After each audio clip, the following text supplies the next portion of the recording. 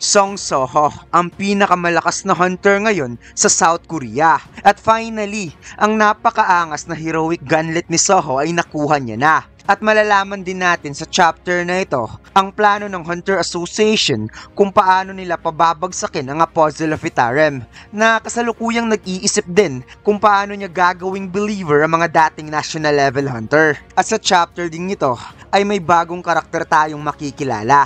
Kaya huwag na nating patagalin pa, let's go! And please like and subscribe sa ating YouTube channel mga lods at mag-follow sa ating Facebook page. Salamat!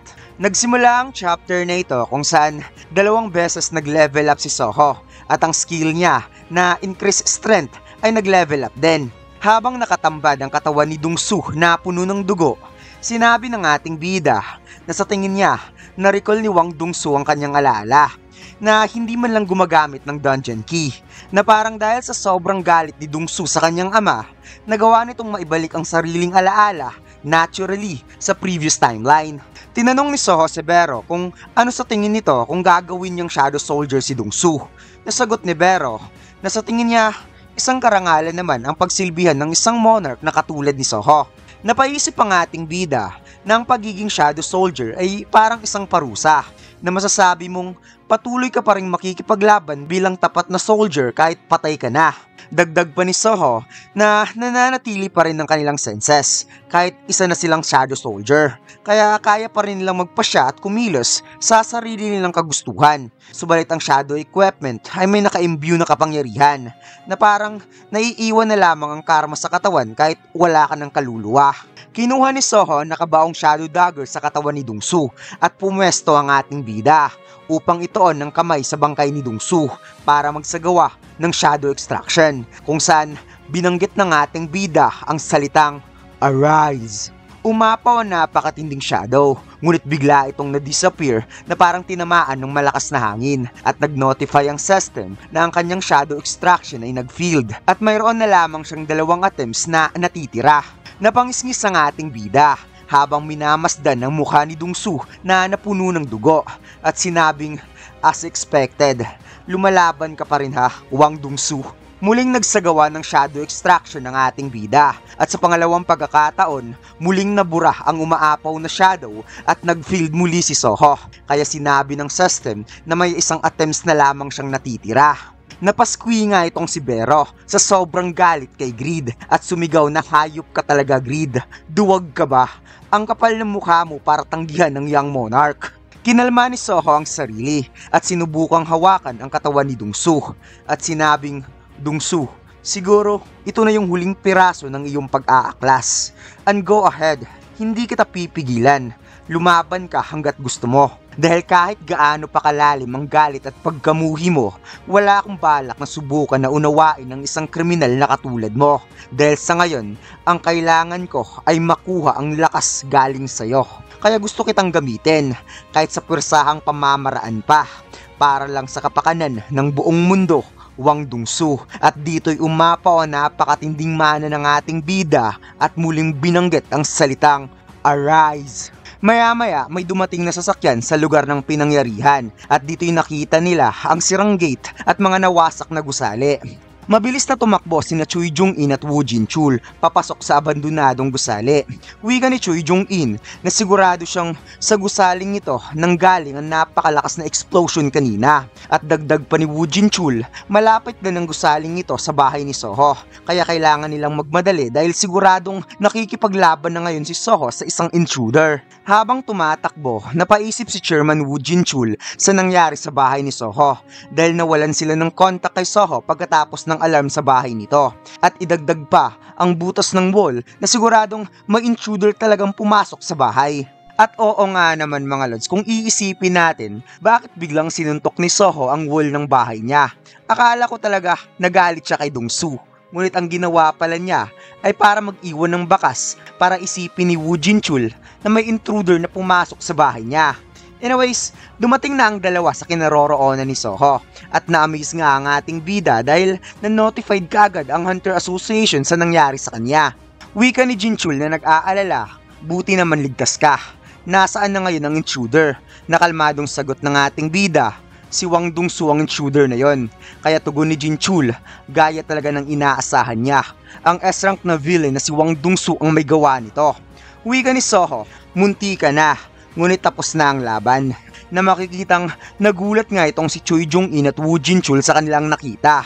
Kaya tinanong ni Jin-chul kung ito na ba yon. Yan na ba ngayon si Wang Dongsu? Napangiting sagot ng ating bida, tama ka, ako ang nanalo sa laban. Kung saan ipinakita ang napakalaking weapon na nasa braso ni Soho na umaapaw sa mana na may pangalang Greed, isang heroic grade type gunlet na may 10% stats manifestation plus 200 attack power at may active skill na smash na nagko-cost ng 400 mana na kaya mag-deliver ng napaka-powerful na blow with dealing a massive damage sa mga solid structure dahil mayroon lang naman itong plus 200% damage sa mga solid object.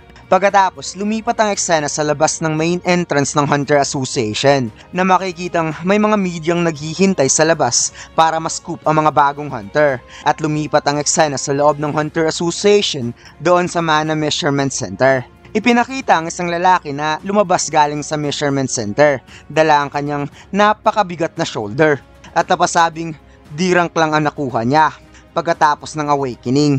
Ano ba to? Joke? Kaya inakbayan siya ng kanyang kaibigan dahil kailangan nitong i-cheer up ang sarili since makakatrabaho pa rin naman ito bilang isang miner. Hindi na nito kailangang humanap ng gate-related jobs. At makikita natin dito mga lads na nasa bench si Soho, nakaupo lang, habang ang katabi ng ating bida ay nililista ang mga resulta ng bagong awakener at mayroon na ngang 4 na D-rank at 2 E-rank.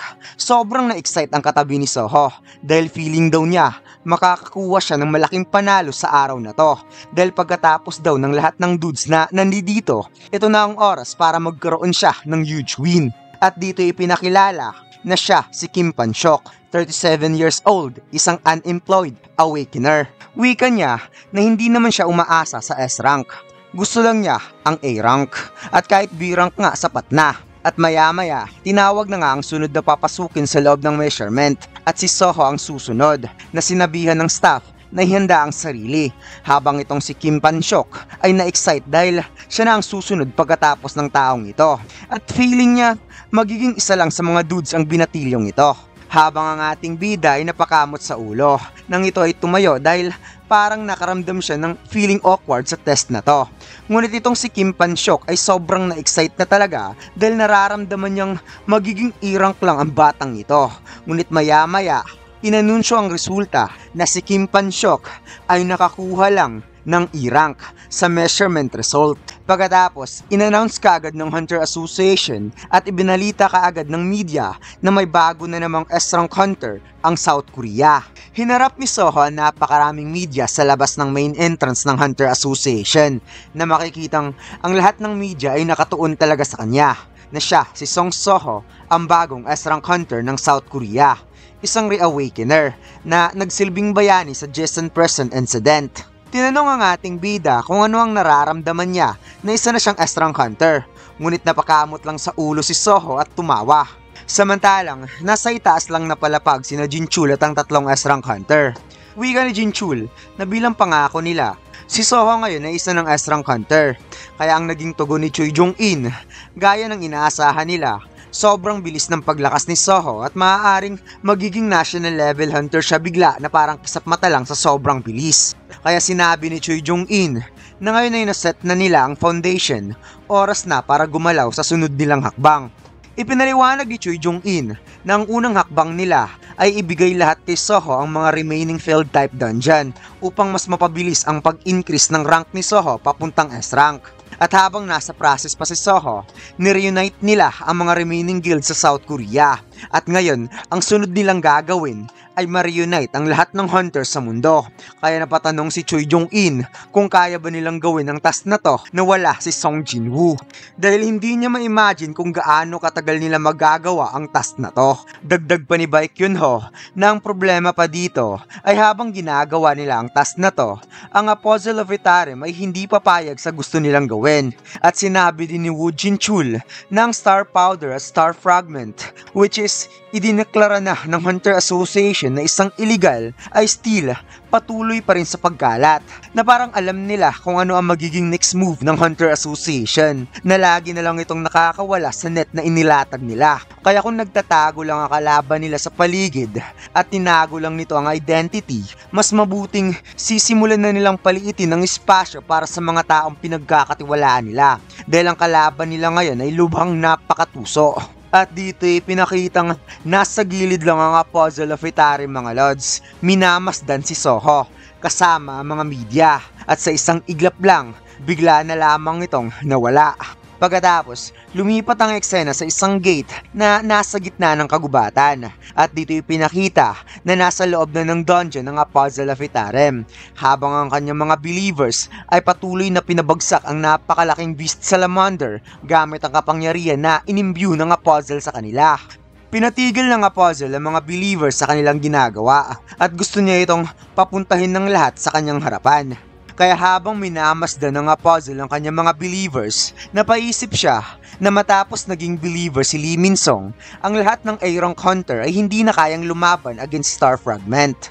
Ngunit ang problema, hanggang ngayon, hindi pa rin nila nabubuo ang isang fragment na kayang magpabago ng isang S-rank into believers. Naisip din ng puzzle na mula nung naging S-rank hunter si Soho, mas lalong pinalawak ng Hunter Association ang kanyang activity at simula nung araw na yon, nagsimula na rin silang mang-recruit ng iba pang Hunters Guild na para bang pinupropose ngayon ng grupo ni Soho ang isang territory conquest game laban sa kanya. Isang laro kung saan ikaw ang magiging panalo kung nasa side mo na bibilang mga powerful awakeners. Ngayon, na kay Soho na ang lahat ng Korean S-rank hunter, magiging walang kwenta ang lahat kung aasa lang siya dito sa Korea para magparami ng mga malalakas na believers. Napatanong ang Puzzle of Itarim kung may tsansa kaya siyang manalo sa isang direktang laban instead na umayon sa game na sinimulan ni Soho para sa kanya. Ngunit naisip niya na siguro ngayon ang growth ni Soho ay napaka-imposible na masukat at hindi talaga siya mananalo kahit gamitin pa niya ang lahat ng believers na nasa kanya. Wika na Puzzle of Itarim na once dumating ang ika-4 niyang fragment, at some point may bigla siyang naalala na ang goal niya dito ay maposes si Soho na may kapangyarihang Shadow Authority. Kaya ang game na ito ay papunta rin lang naman kay Soho at some point. Kaya kailangan niya manalo sa larong ito dahil ang kapangyarihan ng ika-4 na fragment ay malapit nang dumating, kung saan mas lalong nanlisik ang mata ng puzzle dahil kahit umabot pa sa point na maghintay siyang dumating ang ika-5 fragment ay dapat talaga siyang manalo sa larong ito. May biglang tumawag sa kanya na napawikang, "Oh, nandito ka pala, Hunter Park Dujen," na makikitang isang babaeng hunter ang pumasok sa dungeon na sobrang nagpapasalamat dahil hindi niya talaga inaasahang dito niya makikita si Hunter Park Dujen. Tumakbo lang siya papunta dito. Nahiwalay kasi siya sa mga kasamahan niya, kaya sobrang swerte niya. Subalit parang kisap matang ang umatake itong si Park Dujen sa sobrang bilis na rektang tumama kaagad sa ulo ng babae. Sinabi ni Park Dujen na ang dungeon na ito ay pagmamay-ari ng Reaper Guild at walang sinumang pwedeng pumasok dito. Kaya sino ka? Biglang naglaho ang kapangyarihang nakabaon sa mukha ng babae at lumabas ang kakaibang alupihan sa mata nito at napasabing, "Mayroon ka atang good instinct, subalit hindi pa rin maganda na inatake mo ang magandang babae na katulad ko. Wala ka bang basic manner, Hunter Park Dujen? O rather dapat ko bang sabihin, Puzzle of Itarim," na makikitang parang si Kureisha nga ang babaeng ito mga lads, ang Monarch of Plagues, the Queen of Insects. Muling napatanong ang puzzle na may pag-aalala sa kanyang mga mata dahil may nakakakilala sa kanya na hindi man lang niya nalalaman. At dito'y unti-unti ang ipinakita ng babaeng ito ang kanyang tunay na mukha at napasabing, "Ako ba ang tinatanong mo? Ako nga pala si Arsha. Ngayon, maaari mo nang sabihin na isa kong residente sa mundong ito. Well, nandito lang naman ako para mag-alok ng proposal. And I guess, since inubos ni Jinwoo ang lahat ng monarch sa pangalawang pagkakataon, malamang sa malamang, ang babaeng ito ay ang descendant ng Monarch of Plagues." Sobrang dami ang na-reveal sa chapter na ito mga lods. Hindi lang ang tunay na plano ng grupo ni Soho para talunin ang Puzzle of Itarim sa future, kundi in-acknowledge ito ng puzzle na parang isang territory conquest game na inunahan siya kaagad ni Soho para hindi maikalat ng puzzle ang plano nitong gawing believers ang lahat ng malalakas na hunter sa South Korea. Kaya napaisip ang puzzle na since walang kwenta na ang planong ito dahil sa nasa panig na ni Soho ang 3 S-rank hunter ng South Korea, what if sa ibang bansa siya kukuha ng mga malalakas na hunter para gawing believer? At sa tingin ko dito mga lods, target ng Puzzle of Itarim ang mga dating national level hunter. At isa na nga dito, si Dark Bakchan ng India. Kaya possible talagang makakalaban ni Soho ang mga dating national level hunter. At dito lang nagtatapos ang chapter na ito mga lods. Huwag mo sana kalimutan mag-like, comment at mag-subscribe sa ating YouTube channel. At mag-follow sa ating Facebook page. Salamat!